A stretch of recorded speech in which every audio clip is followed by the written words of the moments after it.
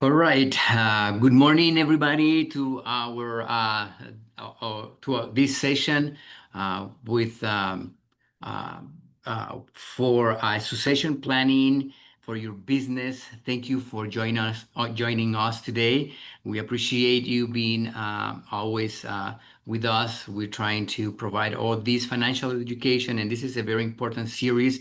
This is just the first topic. We have several other topics, so I would advise all the members and even the people that are already here to keep an eye on our calendar because there's more to come for this. Today, I have the pleasure of having Wilfredo Dominguez with us, who is going to be the presenter, the main presenter, and we also have some very, very special guest experts that will be joining us today. With that, I like to just introduce Wilfredo, and I need to read a little bit of his background because it's very important to have a little bit of the credentials of who is doing the presentation. Wilfredo is a dedicated financial advisor at Northwestern Mutual, known for his practical approach to helping business owners and families navigate their financial needs. Born and raised in Honduras, Wilfredo moved to Minnesota in 2007 to pursue a graduate studies and some PhDs.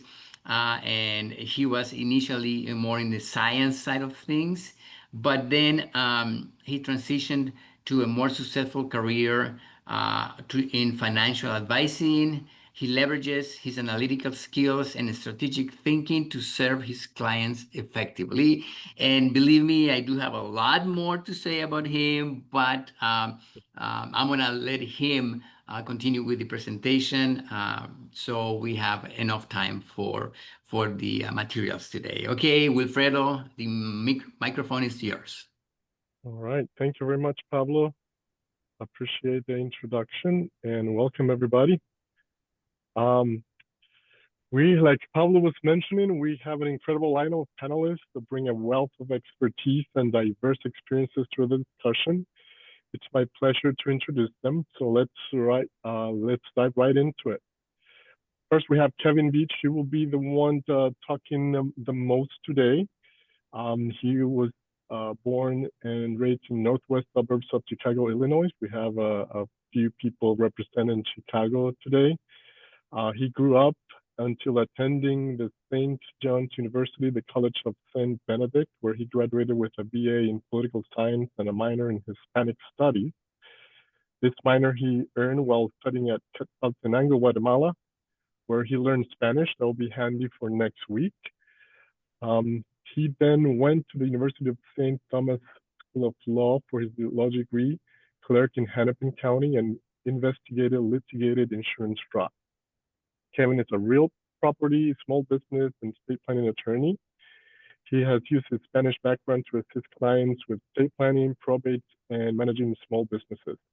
Recently, Kevin conducted a legal clinic at the Los Abogados Cafe in St. Paul, where he discussed the importance of powers of attorney.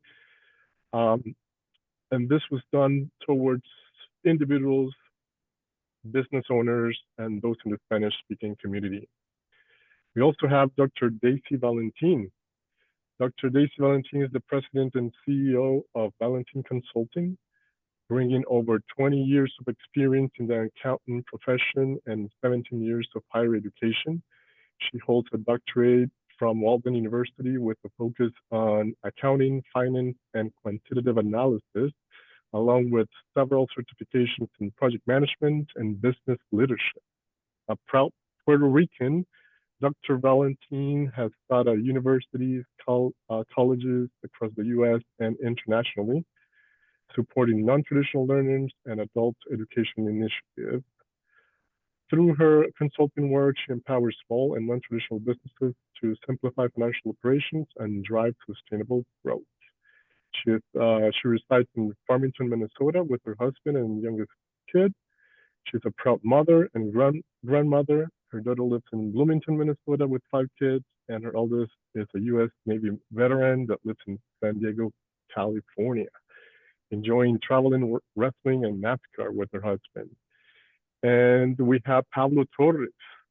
Pablo Torres Jr. is a financial advisor and proud founder of Torres Wealth Management at Northwestern Mutual.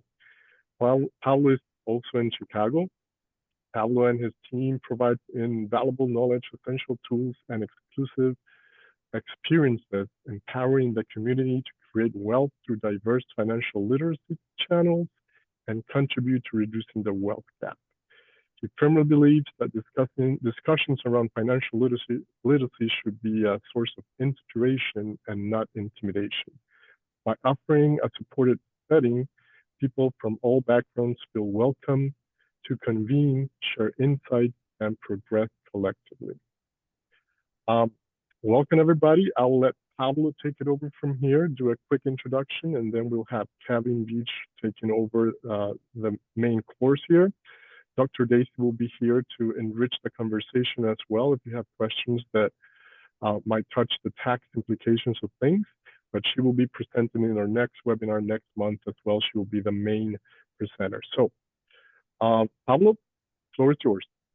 Wilfredo, thank you so much. Fabio, thank you so much from Latino Chamber of Commerce in Minnesota. We're super happy to be here. I will cut this short and sweet because we have a lot of material that Kevin's going to cover today. So I will help facilitate the conversation. Kevin will be providing a ton of insightful information with resources regarding succession planning for your business. So we really want this to be an engaging conversation. I've done workshops all the time, and the biggest value that we receive from our speakers if we slow them down and ask them some questions. And if you do have the opportunity to connect with us one-on-one, we'd love to have a conversation around some of the services that we provide. But today, and over the next couple of weeks, it's all going to be educational resources that we hope to bring value to each and all of you in your businesses, because we know your lives are busy. We know that the goal of having a business is to be successful. So we want to be a part of that journey with you. So Kevin, we would love for you to just get started. The agenda for today was really just to have him cover succession planning. We'll have about 15-20 minutes for Kevin to present. Isabel, Norman, anyone else that you see fit, please add any questions in the comment box. We'll track it for you, or feel free to take yourself off mute. It's an intimate group or a small group, so we're more than happy to learn more about each other. All right, Kevin. Thank you so much for that introduction, Pablo, and thank you so much to the Latino Chamber of Commerce, Minnesota Latino Chamber of Commerce, for having me today. Conversation we're going to have first kind of revolves around business succession planning, but even before you get into business succession planning, you have to understand what business is that you have. So there's a lot. You can start just working and start doing all kinds of work, and you can create a business by virtue of that. Or you could work with somebody else, and you could theoretically be creating a partnership as part of that. So understanding the basics of how you start that business is very important to understanding how you actually set that business up for success, and then plan for transitioning out of that business, or if something unfortunate were to happen, so that loved ones and the business itself can succeed and continue to grow and flourish, even if something were to happen that's unfortunate. So start with the kind of main focus that we have, which is starting a business. You have a business idea of some kind, you get into something called entity formation, which is if you just go through the process of actually just operating the business, that's what's known as a sole proprietorship. But a lot of times people end up filing with the Minnesota Secretary of State or other states where you are operating or where you'd like to, what's known as organize.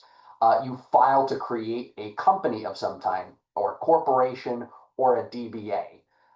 That's an important process. Then after you have that business set up, actually when you're starting out is a good time to think about, okay, when this business is successful, or if something were to happen, this business is an asset like anything else. Like if you were to pass away and you want your rings to pass on to your children, if you want your money to pass on to your children, your business is your money. Your business is your rings and assets that you have. And a good time to make a plan for that is in the beginning rather than farther down the line. And we can talk about different strategies if you haven't necessarily made that plan in the beginning, or if you're starting a new business, how to make that plan then. So first step is where you are creating that business. So if you are in Minnesota, which is a lot of the individuals here, you would be filing necessary papers here in Minnesota to create different kinds of entities. You'd also want to make sure that you're looking at the necessary permits and licenses in your specific industry. For example, if it's a restaurant, you need to make sure that you have appropriate location, appropriate health inspections, things of that nature, and appropriate business licenses based on the city, the county, or the state level. Then we'll also be talking about, and this will be a little bit further on as in subsequent conversations regarding the taxes and the finances associated with that, but that should be under the business as well. So different kinds of entities that you can have, what's known as a sole proprietorship, which is where you just kind of right out of the gate start operating a business. You can have something called a general partnership, which is two people carrying on and sharing profit. That creates a partnership without actually even filing anything. Other common legal entities that people file with the Minnesota Secretary of State are things known as a limited liability company, a corporation, or limited liability partnerships. So first, let's get into sole proprietorship. Kevin Beach's car wash. I start washing cars. People start paying me for washing those cars. Congratulations, I've created a business. Problem is, the benefits of doing that is not a lot of filing requirements. If somebody comes up to me and asks me to wash their car and they give me money to wash their car, there's no filing that you have to do. But issues with that. There's no real liability protection associated with that. Additionally, you're not able to take, there's not as many tax advantages that Dr. Daisy Valentine is going to be talking about later that you can have with other types of business entities. But if you have that business and you've gone through that process, there's going to be you'll have to come up with a plan for how to pass that business on to someone else. And you can do that with a sole proprietorship. Generally, we don't recommend this as the sole way to create a business because of the lack of liability protections and because of the lack of tax incentives, but it is very easy to create it, and you may be creating it without actually knowing you're doing so. Another entity is what's known as a DBA, or an assumed name. So if I wanted to instead wash cars or wash windows under any name other than my own, you actually have to file with the Minnesota Secretary of State to let people know that there's a connection between me, Kevin Beach, and the entity, which for here I said Squeaky Clean Windows. So if I operate and I say Squeaky Clean Windows is the company that, or the entity that I'm operating under, people have to know if something goes wrong and I screw up somebody's window or, break a window, they're going to go after Squeaky Clean Windows, but that's not a real thing that exists anywhere. So according to the state of Minnesota, you have to file with the state, and then you also have to post in the paper that, hey, I, Kevin Beach, am operating under Squeaky Clean Windows. You have to let them know. Otherwise, you can't operate under a name other than yourselves, because if something were to happen and somebody's going to go after Squeaky Clean Windows, there's nothing out there to say it's associated with me. So if there's any kind of liability, they don't want people to just make up a name, try to do a business, and if it doesn't work out, run away in order to avoid everything. Benefits of doing a DBA: you can operate under businesses other than your own. Kevin Beach Window Cleaners isn't really creative. Squeaky Clean Windows, there's a brand recognition, there's some things associated with that. So you're able to develop something unique and different. Additionally, businesses can create DBAs of their own. So you can have a business that is, Beach Windows, and I have a new brand or something that I'm going to be operating under called Squeaky Clean Windows. I can create that without creating a whole separate legal entity. Issues with it: it doesn't actually create any kind of liability protection. There's no real tax benefits associated with it. Additionally, you cannot operate a business in Minnesota not under your own name. So if you try to do Squeaky Clean Windows without actually filing, that's actually against the law here in the state of Minnesota. You can run into some consequences there. But when you do have that DBA, that is an asset that you have to plan about what you're going to do with it. If you were to pass away, and let's say I own Squeaky Clean Windows, I pass away owning that name and the right to operate a business under that name, I pass away, I have to have a plan for what happens with that. In the same way that if I pass away, I have a car and I have to figure out how that gets to family or whoever I have associated with that. So that's why it's another asset that we have to plan for. Another one is a general partnership. So a lot of people end up actually doing this without thinking about it. So a partnership is two people operating together for profit. That creates a partnership, and that's a legal entity that you create by just operating and working in existence. So if Wilfredo and I start cleaning windows, then we may have created a partnership or we're sharing in the profits there. And there's a lot of legal consequences as a result of that. And the partnership itself can be a separate legal entity from yourself. So it is a separate legal entity. You can file partnership paperwork in order to make sure that you have all the formalities in place. And creditors generally have to go after those partnership assets before they go after you guys, before you have to go after a partner individually. So there is some liability protection, but not a lot. But if Wilfredo goes around and starts just breaking windows everywhere under the name of the partnership, I could be held responsible for that happening. So there's some issues there as well. Additionally, there's tax ramifications, which Dr. Daisy Valentine can talk about later, but you'll have to make sure that you understand those when you're starting out the business. More commonly, in order to, you can, within that partnership framework, you can have some liability protections if you actually file with Minnesota Secretary of State or other states. If you file what's known as a limited partnership or a limited liability partnership, you get some protection. So if something happens with the business and the business heads south and there's a bunch of creditors, if you're not personally guaranteeing loans, personally guaranteeing stuff, they go after the business, but they can't necessarily go after you. That would be what's known as piercing the corporate veil. So that's where the benefits start to come in of filing for certain kinds of entities with the state of Minnesota rather than just going for a partnership or going for a sole proprietorship. Kind of keep going through so we can get to the succession aspect of this. Another really common one that most of my clients that I do for them are what's known as limited liability companies. So one of the issues with a partnership, a limited liability partnership or a limited partnership, is you need two or more people for operating the business. If you want to be the sole owner of the business and you want to create an entity that provides you with some protection, LLCs are generally the way to go. So you can have a single individual doing that. You get liability protection. You can elect different kinds of tax treatments that you would like, which Dr. Daisy Valentine is going to go through later, including being taxed as a corporation, S corp, partnership, what have you. Cons with that, you have to file with the Minnesota Secretary of State. You have to file annual renewals.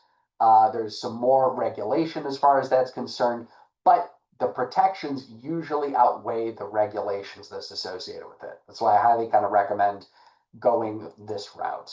Additionally, you can have corporations. So think anything that ends with an Inc., Corp, and where you're a shareholder. So you can file those with Minnesota Secretary of State, create an entity, and then you're the shareholder. Same thing with the LLC. If you own it, you're what's known as a membership holder, and you have memberships, which is an asset that you have to figure out how to pass on to your family.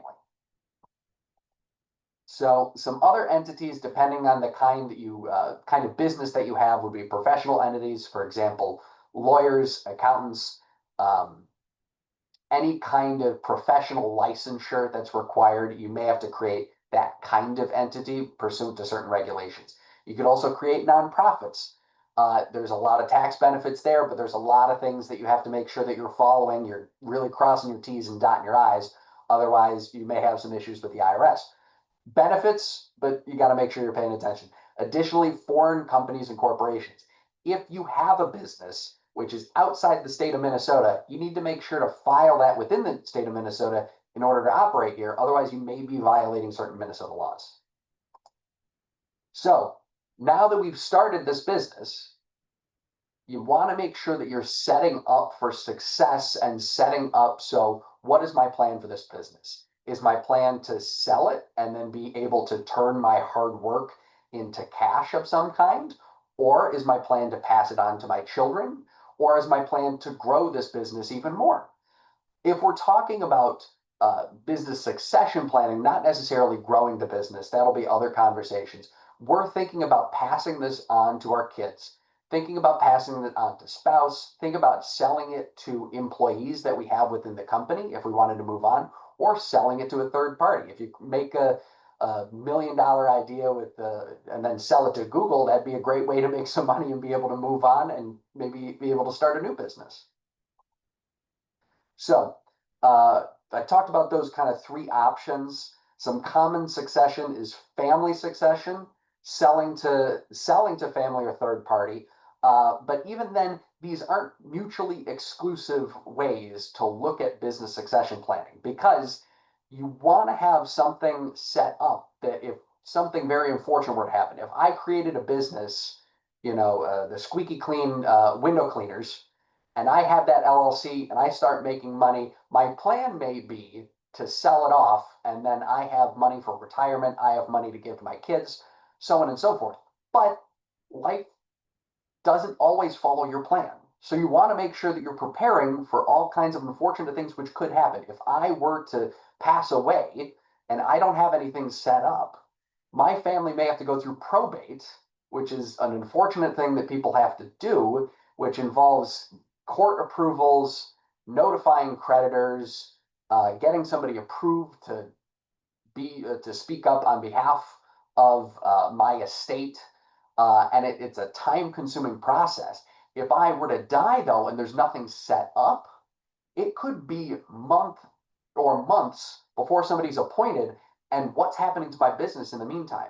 Nobody can sign checks. Nobody can deal with vendors. Nobody can sign on behalf of the company if I don't have appropriate things set up. So that's why even if your plan is to sell the business, you want to have a succession plan in place so that you're dealing with those unfortunate things that can and often do happen. I help a lot of individuals who are dealing with that. And there are ways to deal with those emergencies, but we want to be prepared for those emergencies rather than scrambling to find a way to deal with it. It's all about planning. So want to make sure that you have clear ideas as far as when you're starting that business, what is your goal with that business? And you can put that into your corporation or company documents so that it's set up. So you have a process, say, hey, when I want to wind up this company, here's how we're going to sell it. Or, hey, if something unfortunate were to happen to me, I don't want the ownership to necessarily go to somebody immediately, but I want to make sure that somebody is in charge if something unfortunate were to happen to me. And that's where you can appoint people as things like officers of the company, or you can have things like managers of a company, because there's all different ways to have the management of a company set up. So having those in place at the time when you create the company is important to the succession process of allowing the company to continue, and then also allow for the interest in the company to pass on to who you would like or be sold, depending on what your wishes are. So, and another thing that you're going to want to make sure, and this is going to be important why we have this as a series. I talked about Dr. Daisy quite a lot because the tax portion of this is very important, and that's what people think about a lot. I'm talking about the legal side. I'm talking about the liability side. I'm going to leave the more of the tax issues associated with Dr. Daisy, but you want to have a good accountant that you're talking with to make sure you understand, okay, if I'm selling the business, there may be things like capital gains tax that I have to deal with. Versus if you allow the business to pass on to your family, they may get something that's known as a step up in basis. So if I started the business and the business was worth $1,000 or something like that when I first started, I made the business worth $1 million. You could get something known as a step up in basis for all of that. So your kids, if they were to turn around and sell it, there maybe be some sales tax associated, but they wouldn't necessarily have as large of a step up in basis as they would if you were to turn around and sell it. So but discussing that and having that conversation is something that you need to do with an accountant to understand, okay, if my plan is to sell it, maybe want to structure it one way, but if my plan is to pass it on to my kids, there's another way that you can structure it. Additionally, you get into the conversation about, am I going to sell it for a cash amount now, or am I going to sell it and seller finance, which is to say, whoever buying the company pays me a little bit of money every month and I give them effectively a loan and I get interest on that, which is great from a retirement perspective because you're getting a little bit of income every month. So making sure you have those conversations and you're setting everything up based on how you want everything to eventually end up is important, and having that conversations earlier rather than later makes everything easier, because once you start getting into business, you don't want to think about this stuff. You want to think about growing the business and operating the business. You don't want to think about having to plan for all this stuff afterwards. And it's a heck of a lot easier if you get it set up earlier rather than later. Doesn't mean it's impossible at all, but it's a lot harder if you are working every day to schedule a meeting with an attorney like me or attorney someone else, because you're not making money while you're doing that. Instead, you're taking time out of your day to get this figured out. So easier to get it set up sooner rather than later. So example that I have is I own a beach party supply company. Ways that I can pass my business or my ownership interest in the business is I could have it passed to my children or my wife through what's known as a will. So a will doesn't allow you to avoid probate, but it does give you strict instructions. So let's say my son has shown an interest in the business, but my wife really isn't interested in the business that much. I could say, pursuant to my will, that the business actually goes to my son, maybe instead of my wife, as it were. Theoretically, there may be some ways if she's objecting and going around that would cause some issues, but having that conversation with my spouse and having that conversation with my son and whoever I'm working with to have this planned out would help to figure out a way to structure it so your wishes are actually matched, rather than if you don't have a will in place, whatever the Minnesota law says is how your property is going to end up. And you don't really have much control over that. A will gives you some control. Still has to go through the courts, but it gives you a little bit more control than that. Another way to have it set up is you could have it, if you pass away, your interest in the company goes to a trust. A trust doesn't have to go through probate, but it would allow a lot of control as far as what happens with your interest in the company. The trustee, it could be said that the trustee has to sign documentation so that the business goes to my son, or that the business is sold and the proceeds are split up amongst my wife and my son as a result of that.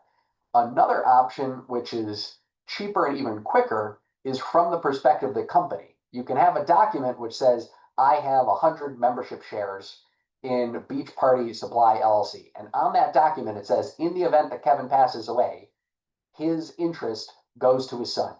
That's it. You don't have to have anything go through a trust, don't have anything go through a will. That's what's known as a transfer or assignment upon death or a transfer upon death. And it could be a one-page document, it could be a two-page document, and that could transfer your entire interest in the business, even if that business is a multi-million-dollar business, $10,000 business. It could do that. So that's ways in which you can transfer it on to kids or family as part of a succession plan. Hey, Kevin. Yeah. Kevin, I have a quick question. Sorry, I know you're presenting, so I think this would be helpful for all of us. So if you go back to the last slide, and we're looking at different ways to protect our assets, essentially, right? So, from what would be priority? Let's just say someone is not really thinking about succession planning for their business, but they do want to protect their assets. And essentially, maybe the goal is to pass that down to the next generation or potentially sell it. But before we even get to that, what would you recommend would be a good place to start in terms of protecting the business assets? Because, there's probate, there's a lot of liability issues. Do you think a trust would be the best place to withhold, a lot of that? Or what would you recommend with just like the order of starting? Great question, Pablo. Actually, the first step in that conversation is when you start the business. So that's when we get into the liability protection. So if you have a sole proprietorship, you own that in your name. So let's say you stop paying a credit card for some reason or another. It's a personal credit card. It's not related to your business whatsoever. As far as your assets are concerned, any business assets you have, if it's a sole proprietorship, that's fair game for the credit card company to go after, because there is no liability sheet, there is no liability protection if you're dealing with a sole proprietorship. If you're dealing with a partnership, theoretically, there is assets within the partnership entity itself, but if those are exhausted in any way, they're coming right back at you. If you have an LLC or shareholders, there's what's known, the only way that they can kind of get through that is what's known as piercing the corporate veil. The idea is if you don't look at a difference between the company and yourself. So for example, if you have a bank account for yourself and a bank account for the company, that's great. If you have one bank account for the company and yourself, how am I supposed to know what dollar is yours personally and what dollar is associated with the company? In that case, if you end up with debts or the company ends up with debts, they're going to go after the bank account that has a bunch of company assets. And it's going to be hard to differentiate between what is money that is yours that you earn by working for the company and what is money that is for the company that's supposed to be reinvested. So setting it up early on, that LLC provides itself a lot of protection. Got That corporation provides itself a lot of protection. Perfect. Perfect. Yeah. So just separating the personal and the business assets super important early on. Okay. Exactly. Yeah. And then if you want to get into the succession aspect and how to make sure that there's maybe some liability protection there, that's where if you go through probate, you have to basically announce to the world that somebody has passed away. You post it in the paper. You have to send it to all known creditors and say, hey, this person has passed away. Come and get your money. Not going through probate, there is an obligation to pay for debts on behalf of an individual, but you're not announcing to the world that, hey, they passed away, you have to come and get their money. Which, is a certain amount of protection in itself because they have a little bit more work that they have to go through to actually get it. Sounds good. Kevin, a Thank quick follow-up there, since you mentioned it again. Can you explain a little bit more what probate is? Yeah. How does it work? When does it apply, and so forth? Of course. So if I, Kevin Beach, were to pass away, I can no longer sign documents and transfer assets that I own because I have really no say in what happens with it. So for example, my name is on the house. If my name was on the house and I was the only one on the house, nobody's going to be able to sign a deed in my name transferring my interest in the house to somebody else. So therefore, you can go through, or you have to go through a court process where somebody is appointed as the personal representative of my estate. And they can effectively step into my shoes and sign. And so it could be Wilfredo Dominguez as personal representative for the estate of Kevin Beach is signing this deed to sell this house. And so that's what the probate process. But if you're stepping into the shoes, you're stepping into fully the shoes. So if I have debts that have to be dealt with, you may have to deal with that as part of the process. It doesn't mean the personal representative is personally liable, but they have to deal with it more or less in the way that I would have had to deal with whatever situation I left when I passed away. You want to, a lot of people generally want to avoid probate because you have to involve the court. The courts have to appoint somebody as the personal representative. So you have to file with the court. You have to probate the will. Even though you have a will, it doesn't mean that the will is automatically valid and everything transfers. The court has to basically approve of it before you can do that, which is a common misconception a lot of people have, is that I have a will, everything transfers. It's like, no, you have to have the court sign off on it and then you can start transferring things. So yeah. And how long is that process? So usually a minimum of about 4 months.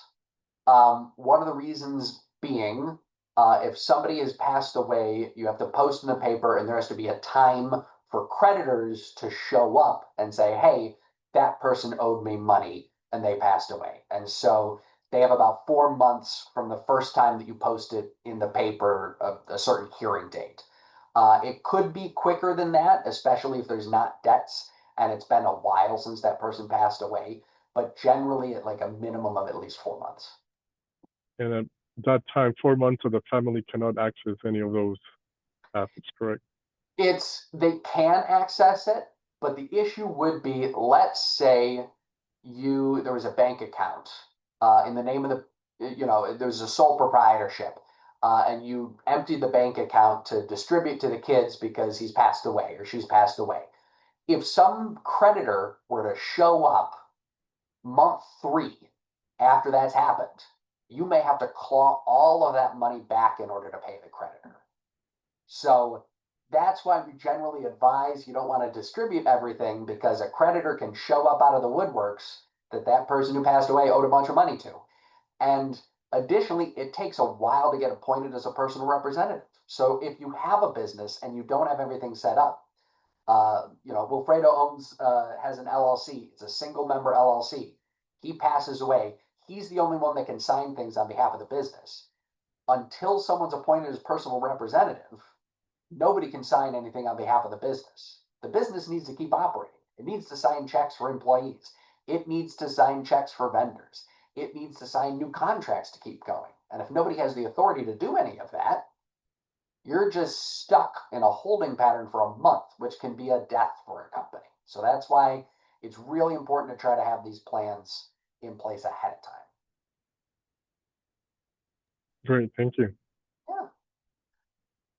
So then, in addition to the succession, another option is you could sell the business and kind of, reap the reward of the business that you've grown through all of your hard work. You could sell that to an employee or a family, or you could sell it to a third party. If you're selling it to an employee or a family member, you have some kind of conversation with that employee or family member regarding what the price would be. You can maybe have some kind of reasonable discounts because of their knowledge of the business, or just reasonable discounts because of the close relationship that you have with the individual. You want to make sure you don't discount it too much, because the IRS gets relatively suspicious when you sell things for $1 and they're not actually worth $1. But even if you're selling it to close family members, it's a good idea to have a purchase agreement and a good idea to work with somebody regarding what is being sold, who is responsible for certain taxes, who is responsible for certain aspects of the business, when everything is supposed to transition over. All of that can be kind of fleshed out within a purchase agreement. And then additionally, usually there's what's known as a due diligence period, which is the buyer gets to look through the books of the business and make sure they know what they're buying. I like to refer to it as kicking the tires of the car. If you're buying a used car, you usually want to take it for a trip around the block to make sure that it actually can get around the block, because if it can't, it may change your opinion about buying it. And then additionally, you can have that conversation about if it's going to be a giant lump sum of money at one time or payment over time. And there's different tax ramifications of both of those instances.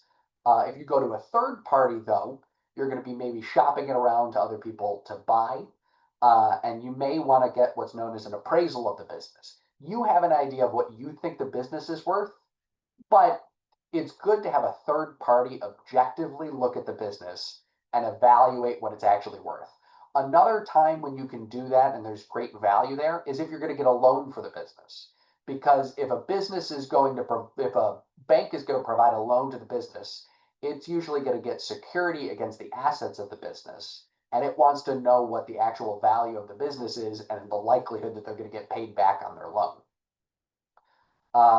Both of the sale to a third-party employee involves a purchase agreement, closing, and then making sure you transfer all of either the assets of the business or the actual business itself over to the new owners. And so if you don't have a plan, we had kind of gone through that a little bit more. If you're stuck in probate, you may be sticking around for a while nobody can sign anything, which could be an issue. If you don't have a plan, it may not go to the individuals that you intend, such as certain creditors may come in. There may be some issues there. There's just a lot of issues that happen when you don't have a plan and unexpected circumstances come around. So I went through a lot of information. Let me know. I'd be more than happy to field kind of any questions that people have regarding the kind of general process. of, setting up a business and business succession planning. Awesome. Thank you very much, Kevin. I do have a follow-up here. So you mentioned setting up all these documents as early as possible. Mm. Do you need to review them once a year, once every period of time? What is the recommendation there? Yeah, so a lot of it's going to depend on what preparations you make for a bunch of different kind of eventualities. So, for example, if there are going to be a bunch of changes in the business, it depends on how resilient the documentation you create is. So, if the plan that you're making is, I created a business, I own business, I am in charge of business, that's it. You're probably going to have to review that a little bit more frequently because, oh, this doesn't have anything for employees. It doesn't have anything for new members. It doesn't have anything if I'm no longer around. And as things change, you're going to have to review it more frequently than that. If you create more resilient documents, unless there's larger life changes, you won't have to review, or large business changes, you won't have to review them as frequently. So it depends really on the resiliency of the documents that you create. Nice, thank you. And then follow up to that one. When should you engage a lawyer? Can you do any of these on your own? Where do you file this document? Yeah, of What's course. the process there? Yeah, of course. So partnerships and sole proprietorships, those kind of come into being whether you like them or not as you're operating. So it's important to kind of understand what those are because you may be in one even if you don't think you are, even if you don't use the words. Um, Other documents, LLC, corporation, you can do that by yourself. The problem is when you file what's known as the Articles of Incorporation for a corporation or Articles of Organization for an LLC, you create the entity, but that's about it. It doesn't have any plans as far as, hey, it's multiple owners of the business. What happens if one wants to sell and another doesn't want to sell?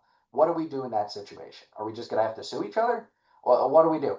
Oh, this document I filed says I own the business. Actually, it doesn't. It just says that you filed it and you created the business. Just because you create something doesn't mean that you own it. So you can have a lawyer work with you early on. You don't necessarily need them to file those documents, but you get what you pay for when you are doing it all yourself and you're just using the free documents that they have from Minnesota Secretary of State. I have a quick question, Thank you. Kevin. Yeah. So there's a couple buzzwords that get tossed around as a business owner, and specifically with the wealth management side of it that we'll talk about, I'm sure, in the next couple series with Dr. Daisy ourselves. And so wealth management could vary with different phases of the business. But I think a missed part is the estate planning part of financial planning. And I think that could be overwhelming in itself, specifically in a community that primarily is this their first time starting a business, whether it's the immigrant community or maybe the next generation takes over the business and there's not a lot of resources to understand estate planning. What would be how do we start there? Is that engaging with a conversation with yourself? Like how do we start educating ourselves about what's the best way to protect our estate? Yeah, of course. I think honestly, one of the things that is a blessing and a curse is the internet does have a lot of Yeah. information and resources out there, and it could provide you with a decent amount of very high level cursory information. So if you're thinking about, hey, I'm starting a business, generally, what do people do when they start a business? There's plenty of resources out there about creating a business plan or what kind of things am I going to do in order to create a business. You could also talk with an attorney about that process, about like, hey, I want to create an LLC, or hey, I have a business and I just want to plan for things happening in the future. We would be happy to do that with you. But at the same time, if you were to come up to an attorney and say, I would like to make a business, and that is the extent of the information that you provide, I cannot create an entire business for you and a business model and a business plan and the LLC itself. I could help once you have the idea and you want to actualize it. Attorneys can help you, like, hey, I think an LLC is a good idea for you, or hey, I think a corporation is a good idea for you. And then in a lot of those instances, it may be a conversation with an attorney like myself and an accountant, because I can provide the legal information, but an accountant can provide, like, hey, this LLC may be a good idea for a liability perspective, but not a great idea from a tax perspective. So starting by talking to an accountant or a lawyer is probably a good option, but you got to make sure you're at least a few steps into the business process before you do so. Perfect. Thank you. Yeah, of course. So, And Kevin, I do have a question, if you don't mind. First of all, thank you for sharing the information. You presented the content really clearly and easy to understand. I like that. Very, very, very nicely done. One of the topics that are very relevant nowadays, and it's because and the Latino Chamber of Commerce members are mostly, I would say, 90% Latinos, and a lot of them are a little concerned about these immigration changes that are happening. You presented some options and tools that they can use for succession, but is there anything on the immigration side, any requirements that could not allow any of that to happen? Do you know of anything that Latinos or business owners that are Latinos need to keep in mind once they are trying to do a succession planning in terms of immigration, obviously? And I know that this could be a whole session on this, but if you can just, summarize that in a little bit, as much as you could. Thank you. of course. So one of the things that I had done recently was a seminar in St. Paul regarding powers of attorney. So powers of attorney, I think, is a very, very valuable thing that can be used, and I've been helping a lot of clients with this recently. So that, in the same way I talked about a will, and there could be somebody appointed as a personal representative who steps into the shoes of somebody who passed away and can sign documents on their behalf and transfer things and transition things. A power of attorney allows, while you are alive, to designate somebody else to be able to sign documents and correspond with individuals on your behalf. So a power of attorney, I think, from a personal perspective and from a business perspective, is very important, because you could include within your power of attorney, or by virtue of it being what's known as a general power of attorney, that would allow somebody who is what's known as your attorney, in fact, to sign things on your behalf. And if you are unable to, because of issues associated with immigration, be able to be in the US, be in a different state, that attorney, in fact, can sign things on your behalf. So I think that's a very simple first step. Additionally, you can put things within your corporate documentation that gives other people authority. So even if I create a single member LLC, I'm the only person that owns it, all the proceeds are for my benefit, as it were. You can designate other people and give people certain powers to sign things, even though they're not owners. So you can make yourself CEO, and you can appoint somebody else as like a chief operating officer. And you say that chief operating officer can sign contracts up to X amount of dollars, or can employ people as long as their salary is, X amount of dollars. Or you can make it less limited than that. You could make it significantly more expansive. As far as immigration is concerned specifically, the one thing, and Dr. Daisy can talk about that in particular, is what's known, the tax designation known as S Corps. Got to be very careful if you are wanting to have some entity taxed as an S Corp, because you cannot do so if you are not a US citizen or a resident. It can cause some issues in that area, but you want to make sure that you talk to it. if you are going to file as an S corp at all, I'd very much suggest talking to an accountant. But that is a highly relevant area that I think people should watch out for. Thank you. Thank you so much. You know, we are all listening in. We appreciate, Kevin, all of your knowledge and your wisdom. I know next week will be in Spanish, correct? So, Kevin, we would love to hear your Spanish. So excited for you to continue the content.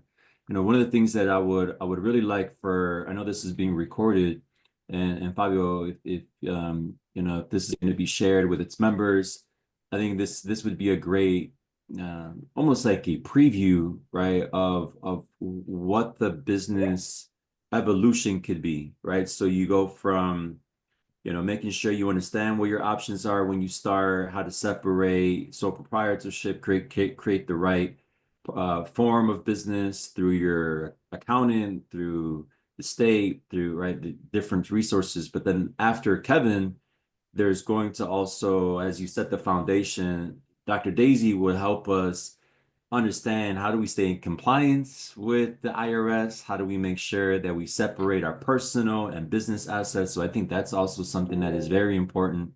And then for ourselves, Wilfredo and myself will present more on the wealth management side. How do you continue to build wealth, you know, from your business, for your business, as your business continues to grow? So I wanted to say that out loud because it's important for your members.